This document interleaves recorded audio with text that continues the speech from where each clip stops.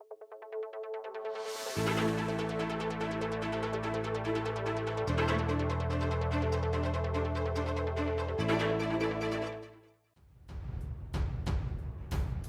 के शहर फ्रैंकफर्ट से अमेरिका की सिम उड़ान भरने वाली फ़्लाइट ऑन एयर के मुसाफिर अपनी आंखों में क्रिसमस के मंसूबे लिए नए साल के इरादे लिए जहाज़ में सवार।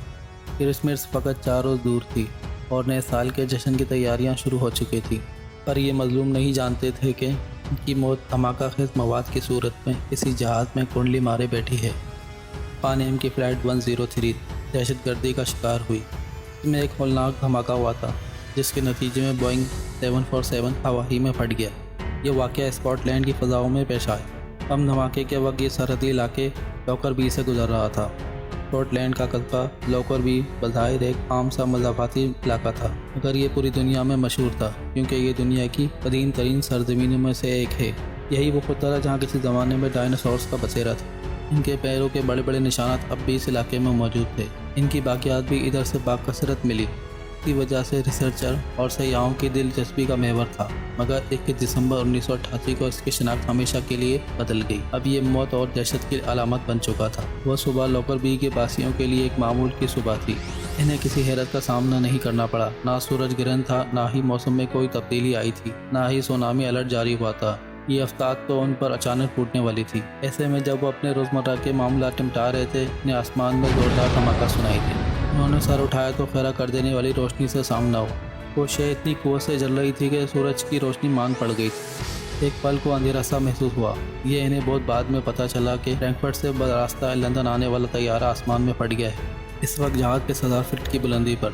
इस होलनाक धमाके के नतीजे में जहाज़ की दीवार और मैन कैबिन फ्लोर में बड़े बड़े शगाफ पड़ गए। धमाके की शिद्दत से चंद मुसाफिर इसी वक्त दम तोड़ गए और मरने वाले खुशकिस्मत थे, क्योंकि जो जिंदा बचे इन्हें मौत से भी बदतरीन तजर्बे से गुजरना था। धमाके की शिद्दत इतनी थी कि जहाज़ 2 हिस्सों में तकसीम हो गया। अगला और पिछला हिस्सा अलग हो चुका था। मुसाफिर हवा में तिनकों की तरह उड़ते फिर रहे थे। वो खौफ के ऐसे तजर्बे से गुजरे जिसे अल्फाज में बयान नहीं किया जा सकता। 31,000 फीट की बुलंदी से ये दोनों टुकड़े तेज़ी से ज़मीन की सिर्फ गिरने लगे। जब वो ज़मीन से 9,000 फीट की बुलंदी पर थे तो हवा के जालिम दबाव ने इन्हें तोड़ डाला और जहाज़ छोटे छोटे टुकड़ों में बट गया। ईंटों से बंधे हुए मुसाफिर गोली की रफ्तार से ज़मीन की सिर्फ आ रहे थे। कई मुसाफिर खौफ से रास्ते ही में दम तोड़ गए।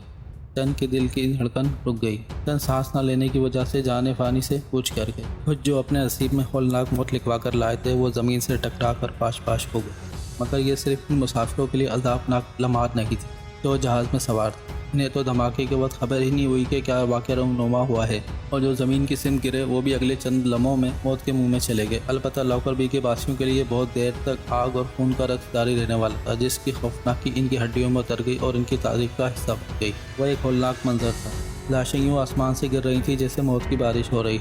वो मकानात की छतों, कस्बे की गलियों, इमारतों और घास के मैदानों में गिर रही थी। वो लाशें किसी मिसाइल की मानिंद थी जिनकी जद में आने वालों की मौत यकीनी थी। एक लाश खेतों में चढ़ती एक भैंस पर गिरी जो कि मौके पर ही दम तोड़ गई। एक लाश एक बस पर गिरी। ड्राइवर बौखलाकर चर्च के पार्किंग एरिया में घुस गया और एक ज़ईफ़ जोड़ा इसकी लपेट में आ गया। जहाज़ के टूटे हुए टुकड़े अब ज़मीन की सिर्फ आ रहे थे। वो किसी तेज़दार आले की तरह थे। लॉकरबी के अवाम ने आसमानी कहर से पनाह चाही और वो छतों तले चले गए। अलबत्ता एक छत पर मज़ीद कहर नाजिल होने वाला था। जहाज़ का सुलगता और फ्यूल टैंक ज़मीन की सिमत आ रहा था। वो एक इमारत पर गिरा, इसमें आग भड़क उठी। वहाँ मौजूद तमाम अफराद जलकर खाकसतर हो गए। शहरी अपने घरों में दुख के खौफ से लरज़ रहे थे और हर तरफ आसमान से गिरने वाले बदनसीब इंसानों की लाशें बिखरी हुई थी। धमाका कैसे हुआ, इस दौरान में कुछ अंदाजे तो कायम कर लिए गए थे, मगर इस गुत्थी को सुलझाने में पूरे 2 साल लग गए। FBI, जर्मन इंटेलिजेंस और बरतानवी माहिरीन ने मिलकर तहकीकात की, जिस पर तयन करने में कामयाब हुआ कि आखिर 21 दिसंबर को क्या हुआ था। वो एक सूटकेस था जिसने इस रोज़ हज़ारों इंसानों की ज़िंदगी हमेशा हमेशा के लिए बदल दी। इस सूटकेस में बच्चों के कपड़े भरे हुए। इन कपड़ों के दरमियान एक रेडियो प्लेयर था।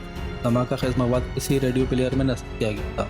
दहशतगर्दों ने यह सूटकेस किसी तरह फ्रैंकफर्ट एयरपोर्ट के लगेज होल्डर में पहुंचा दिया और जहाज़ लंदन की सिमत पर रवाना हो।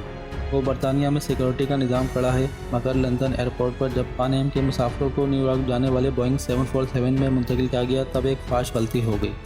बिना जांच के सूटकेस को लगेज होल्डर में रख दिया गया। جہاز نے اپنے مقررہ وقت پر اڑان بھری سے نیو یارک میں کچھ دیر ٹھہر کر مشیگن ایئرپورٹ پر اترنا تھا، مگر یہ ہو نہ سکا۔ امریکہ کی جانب سے فوراً ایران پر الزام عائد کیا گیا۔ ایران نے سختی سے تردید کی اور شفاف تحقیقات کا مطالبہ کیا۔ کافی محنت کے بعد انہوں نے دہشت گرد حملے کے منصوبہ سازوں کا تعین کر لیا۔ ان کا تعلق افریقی ملک لیبیا سے تھا اور وہ لیبیائی خفیہ ایجنسی کے اہم اہلکار تھے۔ امریکہ نے الزام عائد کیا کہ اس منصوبے کے پیچھے کوئی اور نہیں، خود لیبیا کا صدر کرنل قذافی ہے۔ لیبیا کی سرکار نے اس الزام کی سخت الفاظ میں تردید کی، مگر شواہد واضح تھے۔ فرینکفرٹ میں ہونے والی کارروائی کے ڈانڈے لیبیا سے ہی ملتے تھے۔ مشتبہ افراد کی حوالگی کے لیے عالمی فورم سے رجوع کیا گیا، پر لیبیا کی حکومت نہیں مانی۔ اس اعلان کے بعد لیبیا پر دباؤ بڑھنے لگا۔ امریکہ، برطانیہ اور جرمنی جیسی طاقتوں سے مقابلہ کرنا سہل نہیں تھا۔ مذاکرات کا طویل دور چلا، سخت جملوں کا تبادلہ ہوا، الزام لگائے گئے، مگر دھیرے دھیرے معاملات آگے بڑھنے لگے، جس کے بعد طے پایا کہ دونوں لیبیائی باشندوں پر مقدمہ سلامتی کونسل اور عالمی عدالت کے رولنگز کے تحت کسی غیر جانبدار ملک میں چلایا جائے گا۔ بالآخر معمر قذافی نے دونوں افراد عبدالباسط اور فہیمہ کو نیدرلینڈ کی حکومت کے حوالے کر دیا، جہاں ان پر مقدمہ چلایا گیا۔ دونوں کا تعلق لیبیا کی انٹیلیجنس سے تھا۔ 2001 میں مقدمے کا فیصلہ سنایا گیا۔